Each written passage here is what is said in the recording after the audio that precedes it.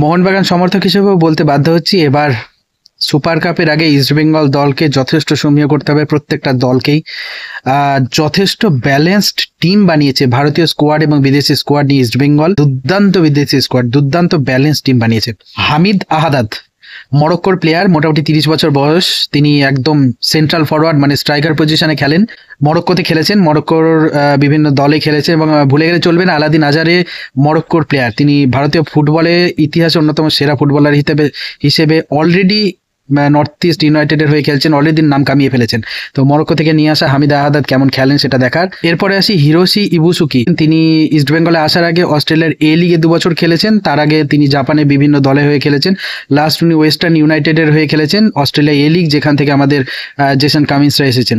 ওনার বয়স একটু বেশি, তবে ভীষণ ভালো উচ্চতা, ইস্টবেঙ্গলের অ্যাসেট হতে পারে। এরপরে আসি ইস্টবেঙ্গলের সেন্ট্রাল মিডফিল্ডার, পরিচিত নাম সাউল ক্রেসপো, স্পেনের ফুটবলার। বয়স ভীষণ কম, 29 বছর বয়স। উনি স্পেনে খেলেছেন, তারপর 1 বছর উড়িষ্যাতে খেলে 2023 সাল থেকে ইস্টবেঙ্গলেই আছেন। যথেষ্ট ভালো ফুটবলার এবং একমাত্র ফুটবলার যিনি আগের বছরও খেলেছিলেন ইস্টবেঙ্গলে। এরপরে আসি Miguel Ferreira, Mohun Bagan player Robson রবিনোর বন্ধু, কারণ উনি বসুন্ধরা কিংসে বসুন্ধরার হয়ে বেশ কয়েক বছর খেলেছেন। ব্রাজিলিয়ান ফুটবলার, ঠিক এই পজিশনে তিনি খেলেন, সেন্ট্রাল মিডফিল্ড পজিশনে উনি খেলেন। উনি বসুন্ধরা কিংসের আগে ব্রাজিলে তিনি বেশ কয়েক বছর খেলেছেন। এরপরে আসি মোহাম্মদ রশিদ, প্যালেস্তাইন ফুটবলার। আমার মনে হয়েছে ইসরায়েলে যতজন ফুটবল আছে তাদের মধ্যে রশিদই একটু কমা প্লেয়ার আমার মনে হয়েছে। বিশেষ করে ডার্বিতে সাহালের কাছ থেকে বলটা যেভাবে উনি ছিনিয়ে নেওয়ার চেষ্টা করেছেন, যেটা ভীষণ হাস্যকর মনে হয়েছে। তো যাই হোক, বাকি উনি অবশ্যই ভালো ফুটবলার, নিশ্চয়ই সেভাবেই ইস্টবেঙ্গল নিয়ে এসেছেন। এবং মোহাম্মদ রশিদের বয়সও কম, 30 ইয়ার্স ওল্ড। উনি ডিফেন্সিভ মিডফিল্ডার হিসেবে এই পজিশনে খেলতে পারেন। ইনি এর আগে ইন্দোনেশিয়ার বেশ কিছু দলে খেলেছেন এবং যথেষ্ট সাকসেসফুল প্লেয়ার। এরপরে আসি কেভিন সিভিলে, দুর্দান্ত একজন ডিফেন্সিভ সেন্টার ব্যাক বা ডিফেন্ডার বা সেন্টার ব্যাক এর প্লেয়ার ইস্টবেঙ্গল পেয়েছে বলে আমার মনে হয় কেভিন সিভিলে।